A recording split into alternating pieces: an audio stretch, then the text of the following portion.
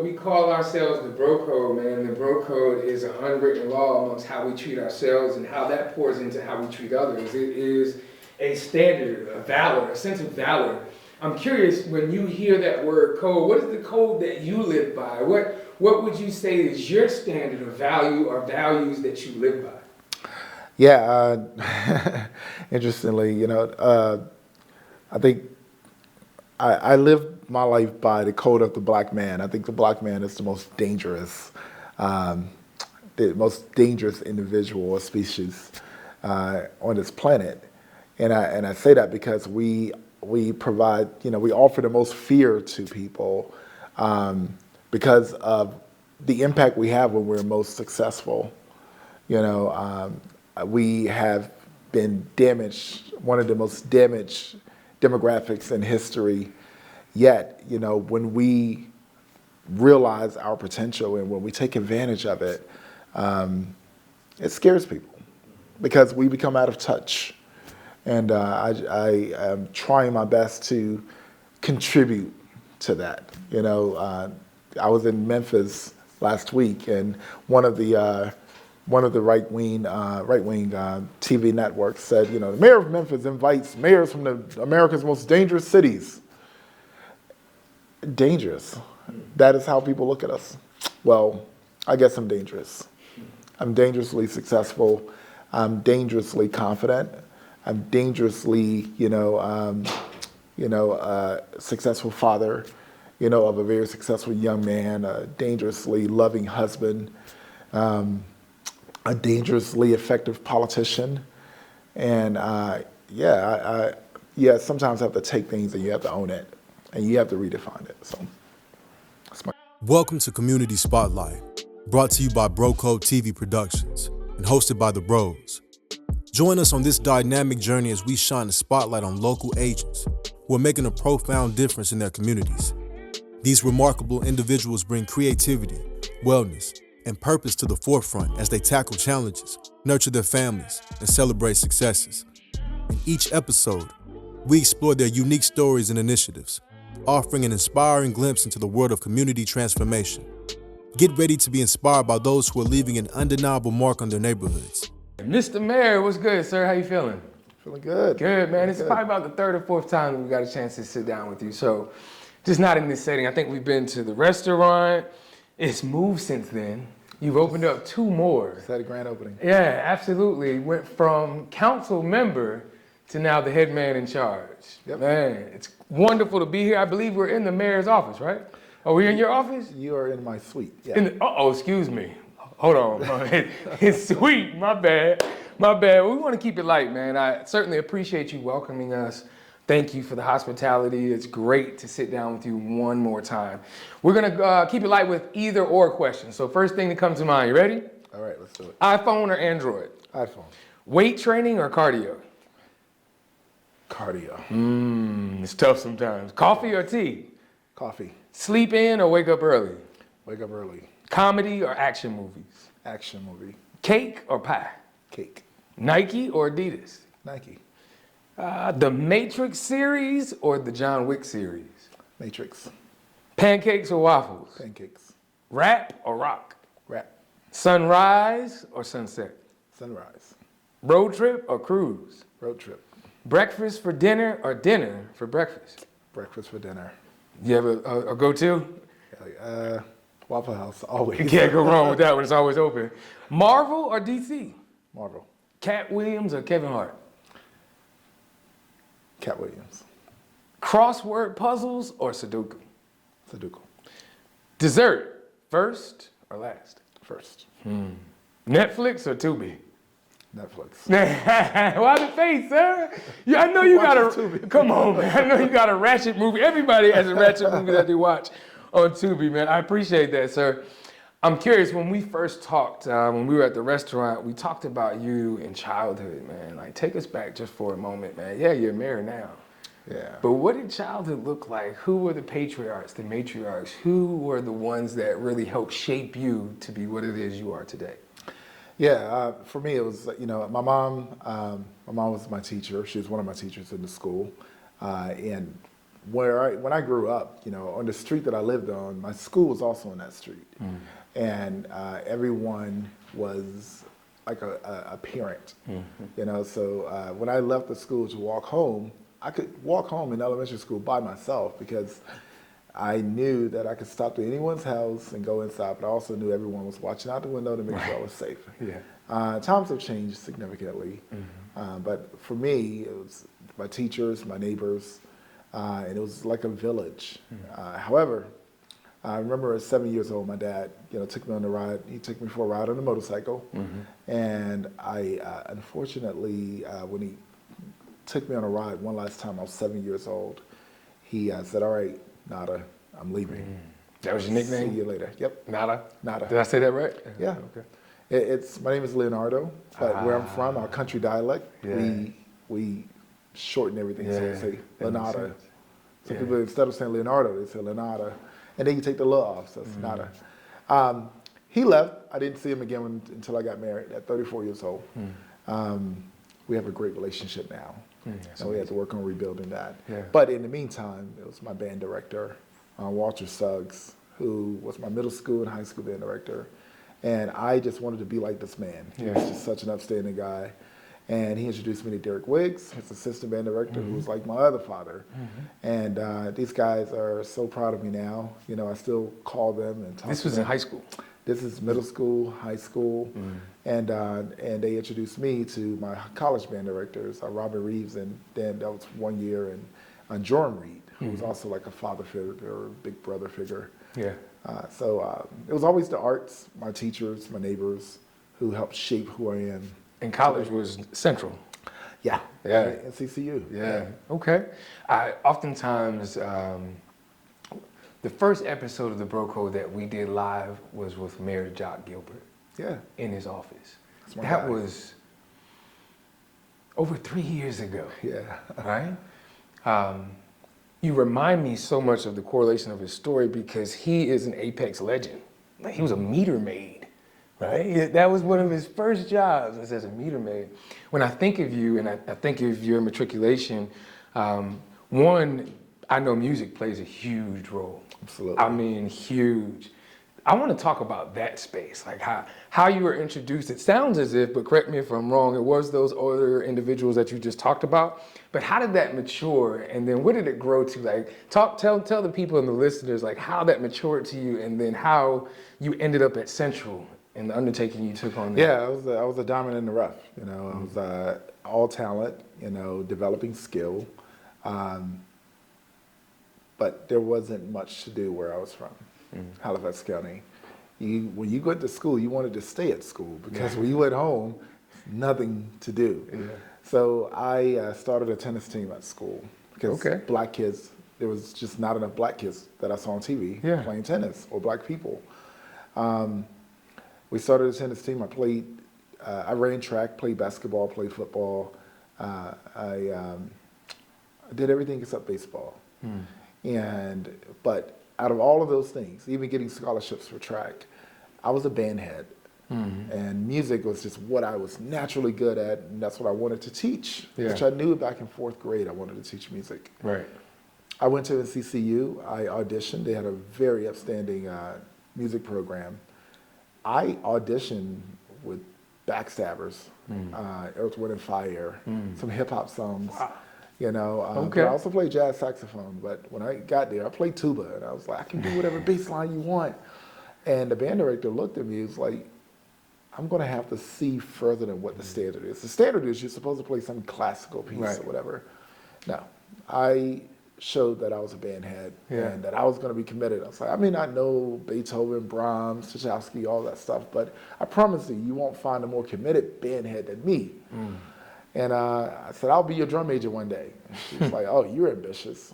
And I left her office, and I picked up a broom and started sweeping. So, my commitment to marching band drew into my commitment to just music in general. And then I became a classical tubist. And then I started teaching it. And that's when I got into education policy, and that's when my career just took off. Man, that's amazing. I see your passion come to life even more when you talk about the spirit of young black males. Yes. Yeah, I see how you open up even more. You were talking about helping out, yes, but when you see that young people are in need, you jump to that. I'm curious. Yes, you have a great relationship with your father now, but if any, how has that relationship with your father and the intricacies of that help you, Father? Yeah, I did have my stepfather in my life, and he taught me a lot of lessons of what not to do. I also had my father, who was not in my life, who taught me lessons of what not to do. Yeah. Then I had my mentors who taught me what I could be. And I'm pretty successful now. My life is blessed. So I imagine what I could have been if I did have my father in my life. And I take all those lessons learned, and that's what informs me how to father my child. Yeah. And he's a young black boy at the #1 public high school in the nation, North Carolina School of Science and Math. He has a 4.96 GPA. Yeah. He's been accepted to every school and state that he applied for. And now the decision is Duke or NC State, or A&T, because he wants to be a mechanical and aerospace engineer. He has choices. Yeah. And the choice to make is which university is going to pay him more. That's absolutely right. And that's a lot has to do with just really good parenting, two-parent household. I know it's not everybody's reality, but it can be. And my goal is to be that example. Yeah. Because people need to see what's possible. Yeah. What would you say is the biggest gap for young black males when it comes to formulating a definition of success? And let's say the measurement of success is to be productive, right? To be a productive citizen. What do you believe in your heart of heart is the gap? The gap is, well, the reality is young black men and boys do a really good job at becoming what they see. The gap is what it is that they're seeing, when it comes to success. They need to see more of me. And, when I say more of me, I mean people like me. And we have to make sure that we are putting those success stories right in front of them. So as a policymaker, I think about what policies I'm drafting affect the young black male and the black family first. Right. And then I also think about how it can, impacts the community at large. But I want, little Taekwon and I say that name because it's one of my former mentees. But I want Taekwon to see that he can also be a mayor, he can be a business owner, he can be an educator. Yes. So the gap is making sure that we're providing these vignettes, these stories, these examples for them to see as something that can potentially be their reality. Yeah. Representation definitely matters. Absolutely. You'll be what you see or what you don't. Yeah. Exactly. I love it. I want to talk about the correlation of all of those things. We touched on fatherhood, we touched on responsibility, we touched on early childhood and how that has helped shape you. But how did those things correlate into helping with your entrepreneurship? You've said the word successful several times. I love it. It makes my heart jump. It does, because you're absolutely right. One, we have to reflect ourselves like that, and that's what our young black boys need to see. But how does all of that help or correlate, if at all, with your entrepreneurial skills? Yeah, great question. There have been several situations and circumstances in my life where I was placed in a situation where the only thing that was blocking me from actually accomplishing what I wanted or needed was me. And those examples showed me that if that's what I'm relying on, and that's what's in the way, then that's the main thing that I can control. So the moment that I realized that, my barriers in life were controlled by me, because my barriers were me, that's when that changed the whole game. I could be an educator, I could be a small business owner, I could be a politician, I could be literally whatever I want to be. And some people may take that as arrogance. I'm taking it as historical. I've shown the history of overcoming the hardest realities. And, you know, I came from an impoverished home. I came from a single mother. I came from, you know, a community that lacked exposure to what we now define as success. Yeah. But I was able to create this reality that I have now, you know, a strong family structure, a successful son, a beautiful wife, my partner in business and my partner in life. You know, it was me that removed myself as a barrier and replaced myself with, you know, this propeller. Yeah. You know, so yeah, you know, when it came to education, 2-time teacher of the year, you know, assistant principal, social superintendent, administrator, consultant for the governor. Yeah. And then I changed careers. I changed industries, and now, you know, a small business owner, 3 restaurants, you know, 4 openings in 5 years. You know, I changed, I added to that, you know, it's like, you know, I want to see something happen different in my career, in my community. And then I'm the mayor, literally the top seat in the city. Yeah. The last subject I want to talk about is mental health, but before we get there, I'd love for you in 30 seconds or less to give pieces of wisdom to 2 populations of people. One, entrepreneurs. What would you speak to them as far as helping them in their journey, whether it be resilience, accountability? Talk to me about that. Yeah, no one is going to come save you. Entrepreneurship, you should probably define it as being the ultimate problem solver.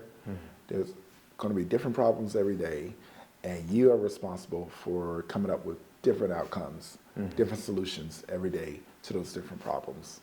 And if you're an entrepreneur, then you could be anything. I love it. I always talk about controlling the controllables, and you said that, right? I'm in power, I control me. Yep. I think that's a great segue, but before I get into mental health, speak to the youth. 30 seconds of wisdom as someone that came from Halifax County, right? You talk about nothing, right? But bootstraps, you found your spark, and then you double down on it. Yeah. What would you say to them? Take life serious now. Take life serious now, and literally nothing can stop you. Your parents may be broke. So what? We are naturally resilient as humans. Yeah. Don't be afraid of bottom of the barrel. Don't be afraid of just hitting rock bottom.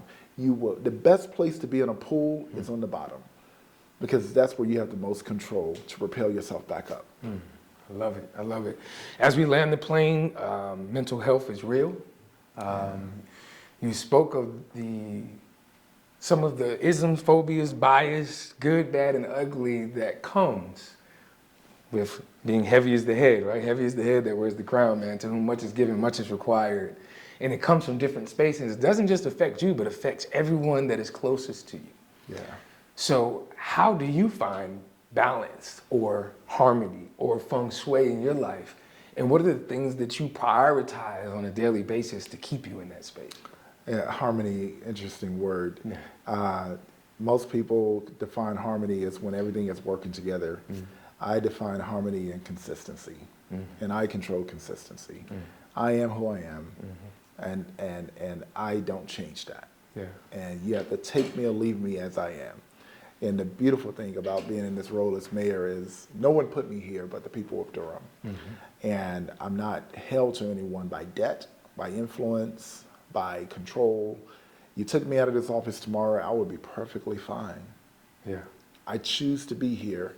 This is a self-imposed inconvenience, and I'm enjoying it. Yeah. You know, so yeah, you have to be consistent. You have to understand you're never going to make everyone happy, and you have to love people more than they hate themselves. T-shirt all by itself. Yeah. We're going to pause for the cause right there on that one. Right here on Community Spotlight with Mayor Leonardo Williams. Durham, Bull City, stand up. We'll be right back. Discover the pinnacle of visual storytelling experiences with BroCo TV Productions.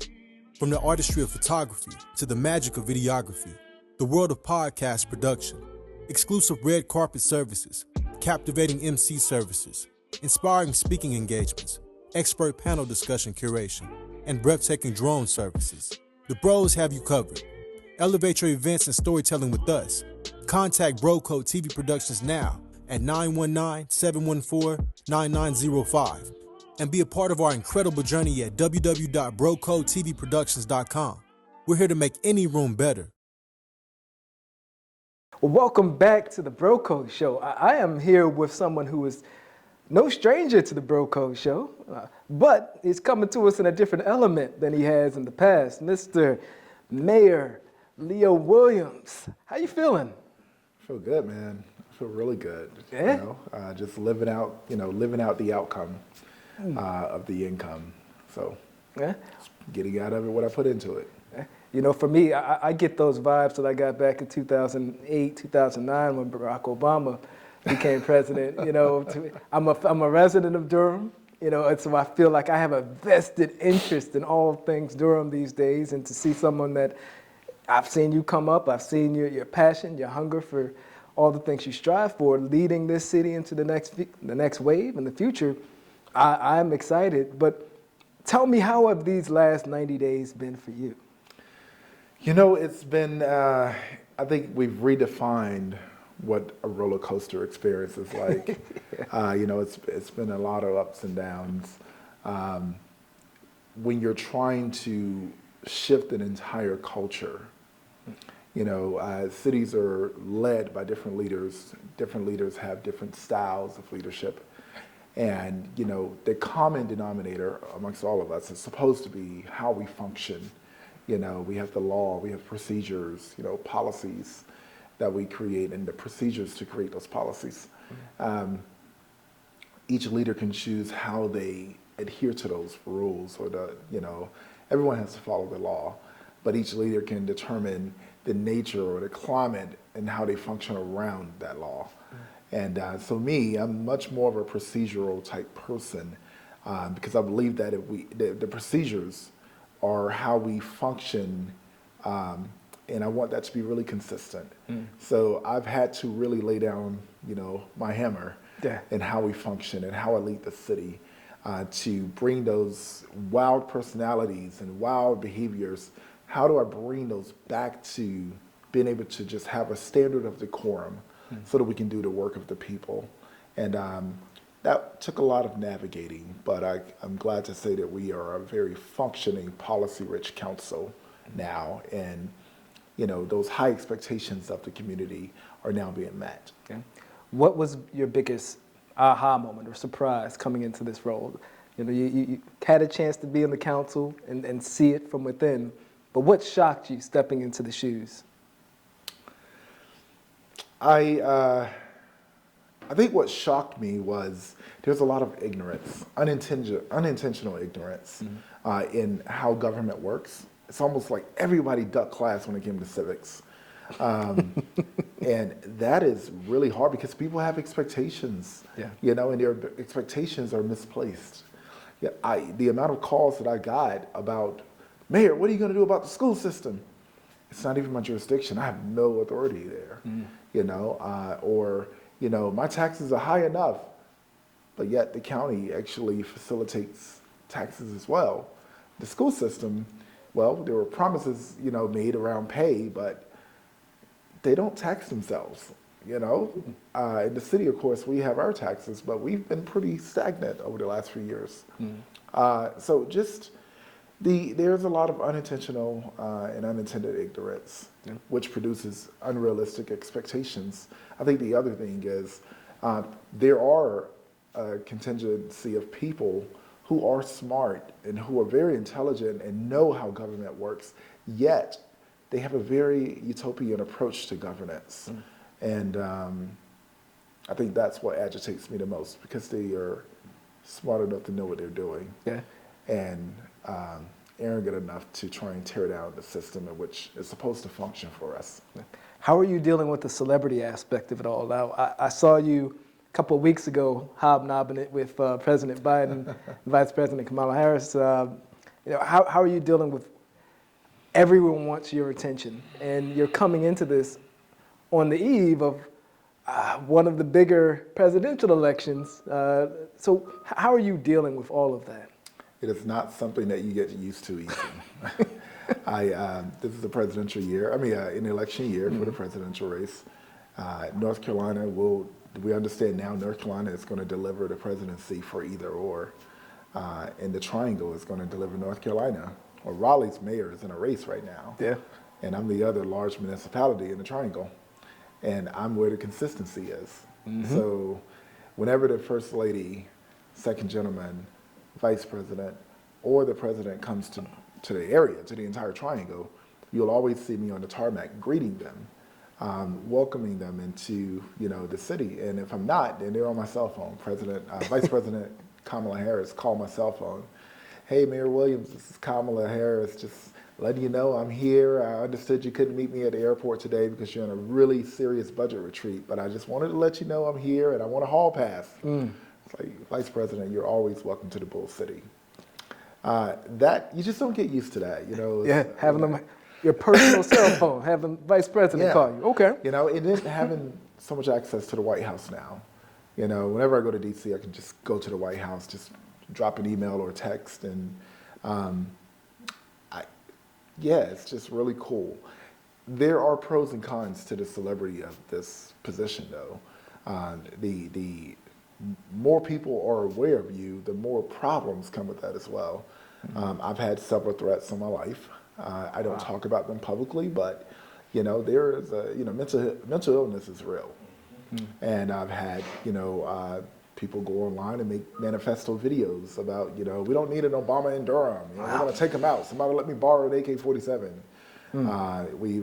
I've had severe stalking where I've caught them myself. I almost got hit by the car of them, trying to zoom around and get it, and just follow me. And it's just an intimidation tactic. My personal cars, my wife's car and my truck have been vandalized twice each, where windows are busted out and they go in. They don't steal anything. They just... Well, I knew about the first one because that happened the day of the Fatherhood conference. Yes. I didn't know it happened. Another. Yeah, that was the third time. Wow. Yeah. It's happened another time since then. And I just yesterday, today is April 5th, April 4th, I was out, in the center city, just acknowledging the assassination anniversary of MLK, which happened to also fall on a Thursday, April 4th, like yesterday. However, as I was speaking on the mic, I just handed the mic quietly to someone else, and I had to go over because there was a young man that was drunk, a young white guy, and he was trying to assault people in the crowd. And I just went over, which this is stupid of me, but said, hey, I need you to calm down and back up. But found out he had been assaulting people. And there was another young brother who just said, I'm sick of this guy. He tried to hit my girlfriend. And he pulls out a gun. And the only thing between that gun and this swerving, me, was this swerving drunk guy. And I'm looking down the barrel of that gun yesterday, and I just thought about my family, and I thought about those kids behind me, 150 kids. And it's just, you don't ask for those things. You just want to serve. You just want to do the work of the people. You want to be their leader and make folks of this city happy. Because, I know I can't make everybody happy, but I want people to, when they see me, they say, that's my mayor. And when they see, Durham represented on a national scale, I want them to say, I'm from Durham. I'm from the Bull City. Yeah. Well, I'm certainly sorry to hear that those things are happening. But I am glad to hear that you're pushing through. But why is it so important for you? You've been in this space for a little while through a variety of different roles, but service, the community, I know they're very important, but can you elaborate as to why and what that means for the city of Durham?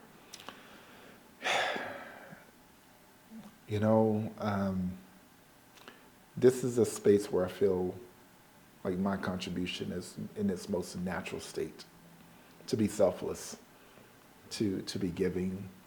And there's this saying, somebody's got to do the job. I feel as though it's my obligation as a successful black man to be that example for young black men and boys. As a successful small business owner, to be that example, of success for other small business owners and give them hope to really, find something that they can channel within to see through tough times. Also, just there's someone I'll never meet, and there's an action that I'll do that I'll never be conscious of that was just what they needed. And that's just being selfless. It's been giving. And, I also, for my own selfish reasons, I live a very purpose-driven life. And I know for a fact that my purpose is, it's designed around the success of my community. And so it is my natural state to be where I am. And so therefore, I am driven, and I just feel like my blessing is to be a blessing to others, and I'm here. Now, thank you for sharing that. I know you had some pretty bold ambitions for Durham. You gave a address not too long ago in January, and I know we're going to have the State of the City address coming up in just a few days. But can you walk me through what you can share in regards to a number of things? So one of the things that you said from day one was there's going to be a new culture, being able to work together. You wanted to make sure that all Durham residents knew that they were being heard. And you had a pretty ambitious list of priorities: economic development, workforce development, and community development. Which is your most pressing priority, I guess I should say, and how have things gone so far, and what's to come? Yeah, so you would call it ambitious. I call it practical and realistic. I said there's going to be a new culture. There is a new culture. We have a very functional council. We don't always agree, but people are leaving council meetings rather than feeling drained, they're feeling refreshed because we were able to have such a dynamic debate respectfully. And there are some policies now we're passing unanimously where we were all on 7 different perspectives. That's called functionality. I like that word. Yeah, that's a new culture. I am proud of that. Also, when it comes to community development, around transportation and safety and just overall quality of life, we're actually doing it. We have plans in place now. When it comes to economic development, you may have seen recently there's a news story on a new convention center in Durham. Yeah. That is all my pushing of that priority, because I know that if we get a convention center in Durham, we can increase sales tax revenue by 20%, which will provide more activity downtown Durham, which is going to support our small businesses. And the more our small businesses are making, the more they're going to pay in sales tax, which means I'm now generating a much more significant source of revenue from our sales tax source, which is going to give the city more options to do more things. When it comes to reallocating our occupancy tax, instead of going in the general fund, we're actually going to direct that to a nonprofit that will be specifically purposed to generate more community assets and amenities. We're doing that. This is all in place already.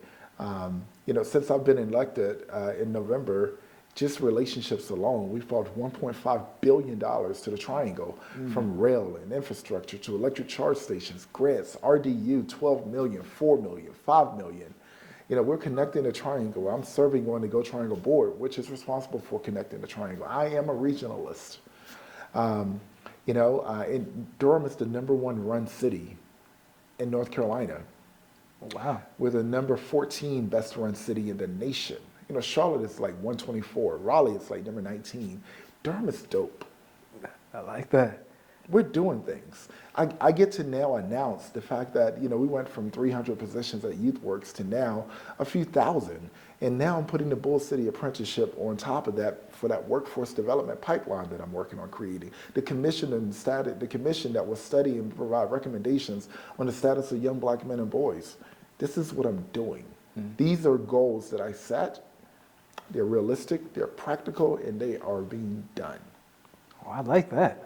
I'm proud to be a Durham resident right now. That's my entire purpose. I want you as a Durhamite to say that.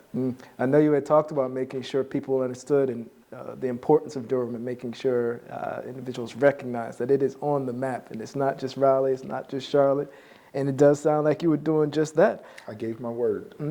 What words of, I guess I would ask it this way. How are former mayors I know you went to a training out in Harvard and so forth to get some education. How are you getting educated, getting supported from, you know, either past mayors or mayors in surrounding communities? Yeah, so I spend a lot of time with mayors across the country. Paul Young, the mayor of Memphis, Paul and I, we're good friends, first of all, personally. And we sat next to each other. We met, like the night I got inaugurated, December 4th. December 5th, I was at Harvard that next morning. Yeah. And the person that sat next to me was Paul Young, the mayor of Memphis. We had both just got inaugurated. The guy that sat in front of me was the mayor of Chicago, Brandon Johnson. And we are all really good friends. And we spend a lot of time talking to one another because we have very similar issues in our municipalities, our cities. And the best way to really describe it is when we come together as a collaborative, as a network of mayors, we're all teachers and we're all students simultaneously. And we are sharing ideas, we're learning what's working, what's not working, and we're making each other better. And that's what I love about it, about this network. It's so supportive. We have massive group text messages. I have my new mayors, from Harvard group text. I have my Yale mayors, where I was in a room, 40 mayors and 40 Fortune 500 CEOs. Blew my mind. I've never been in a room concentrated with such policy wonks. Someone taps me on my shoulder. Hey, can I get it? Tapped me on my shoulder. Hey, can I get a picture? It's the Princess of Saudi Arabia. Wow. I'm texting at 1 in the morning with Mike Sievert, the CEO of T-Mobile. You know, someone comes up and say, hey, I really loved your comments. It's the CEO and founder, Dr. Grayer of AccuWeather. And then, you know, hey, Leo, can I sit with you for dinner? It's Tom Rogers, the founder and CEO of MSNBC and CNBC. You know, we have a group text. You know, and then Black mayors, we have a group text. So just went to Memphis, we have that network. Then you have the U.S. Conference of Mayors.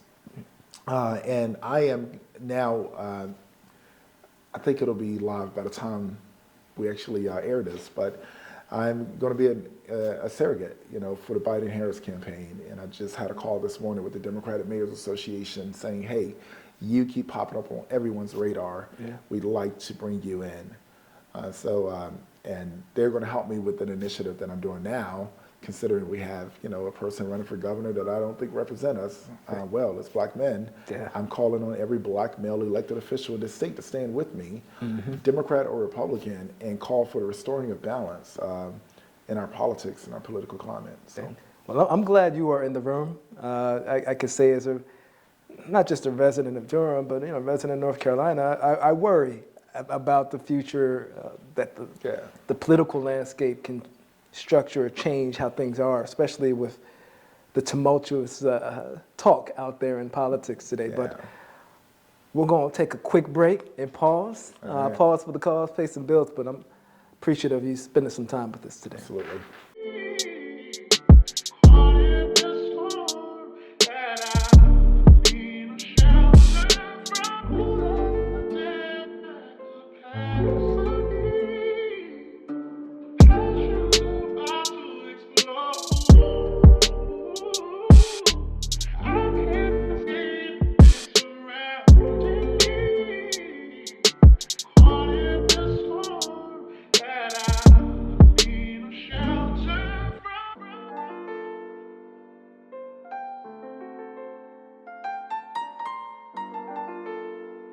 Sir, you just got off the episode of the Bro Code Show, the Bro Code Community Spotlight, produced by Bro Code TV Production, the dopest TV show in the state of North Carolina and the nation. Talk to me about your experience. Yeah, no, this is great, as always. You guys do a really good job at, really taking a really holistic approach, from professional to personal to being able to really get inside of who we are as public, officials, who we are as personal individuals, and I really appreciate that. It's a very wholesome approach, so it's really good. I appreciate it.